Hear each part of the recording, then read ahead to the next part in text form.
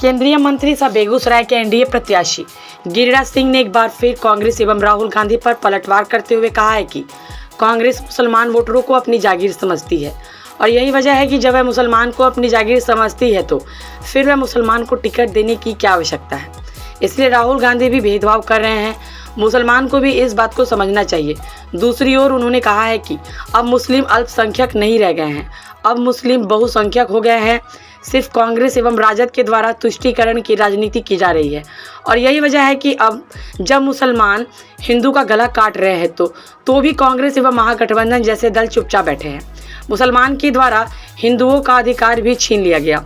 दूसरी ओर उन्होंने electoral bond पर विपक्ष के द्वारा उठाए जा रहे सवाल के जवाब में कहा कि इलेक्टोरल बॉन्ड की अगर बात की जाए तो शराब कंपनी से सबसे पहले लालू यादव ने ही चंदा लेने का काम किया था और आज यही लोग इलेक्टोरल बॉन्ड पर मोदी को घेरने की कोशिश कर रहे हैं। लेकिन यहाँ सब चीज़ साफ है और उनका जवाब भी मिल रहा है। असदुद्दीन ओवैसी पर एक बार फिर प्रहार करते हुए उन्होंने कहा है कि आज वह औरंगजेब से अपनी तुलना होने पर तिलमिला रहे हैं, जबकि सच्चाई है कि असदुद्दीन ओवैसी में जिन्ना का जिन्न है और यह लोग समाज को तोड़ने एवं तुष्टीकरण की राजनीति करने से बाज नहीं आ रहे हैं। देखिए, जब कांग्रेस सोचती है कि मुसलमानों का वोट तो हमें निश्चित है, वायनाड में जब राहुल गांधी नामांकन से लेके चुनाव तक एक झंडा कांग्रेस और 100 झंडा मुस्लिम लीग का,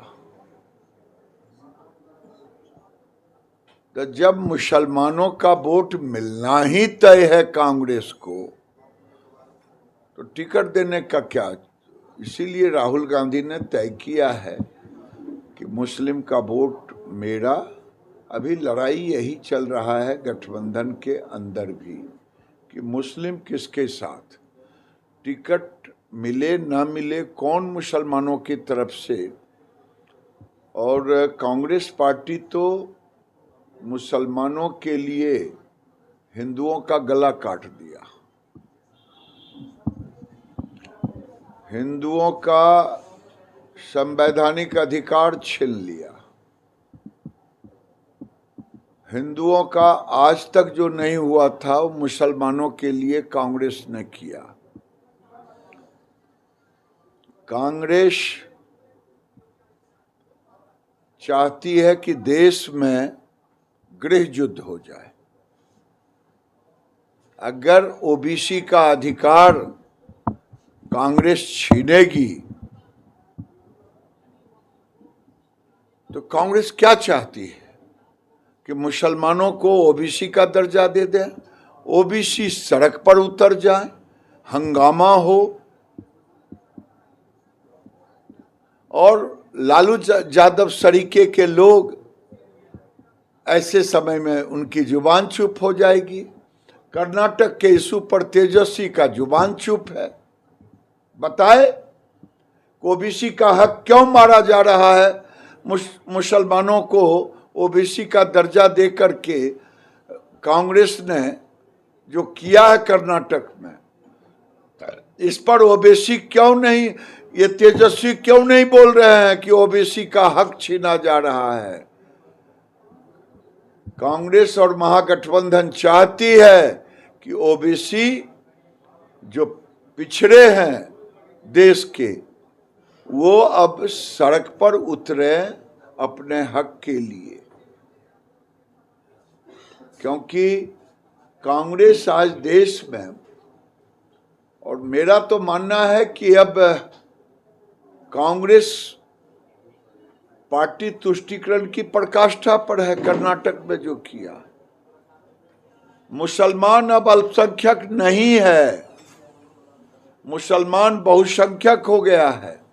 अल्पसंख्यक का दर्जा इनसे ले लेना चाहिए। अल्पसंख्यक और बहुसंख्यक की परिभाषा ही परिभाषित नहीं हो पा रही है, इसलिए अल्पसंख्यक कहना मुसलमानों को, ये हिंदुओं के साथ बेईमानी है। समाजवादी इलेक्टोरल बॉन्ड पर वो खूब वक्तव्य दे रहे हैं कि उन्हें प्रधानमंत्री को इस्तीफा देना चाहिए।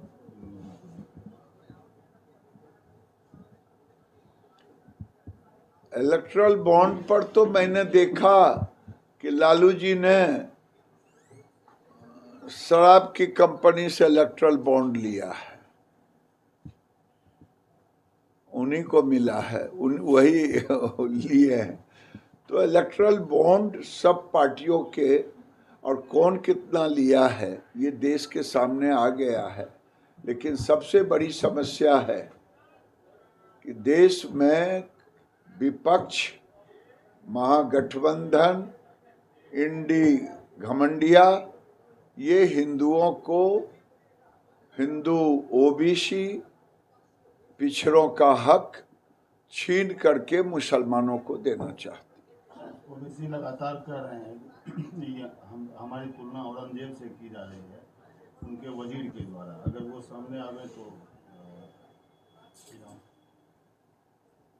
इस देश में जो लोग आज जिन्ना की भाषा, जो लोग औरंगजेब की भाषा बोल रहे हैं, ये भारत के हित में नहीं है। भारत के हिंदुओं को ललकारा जा रहा है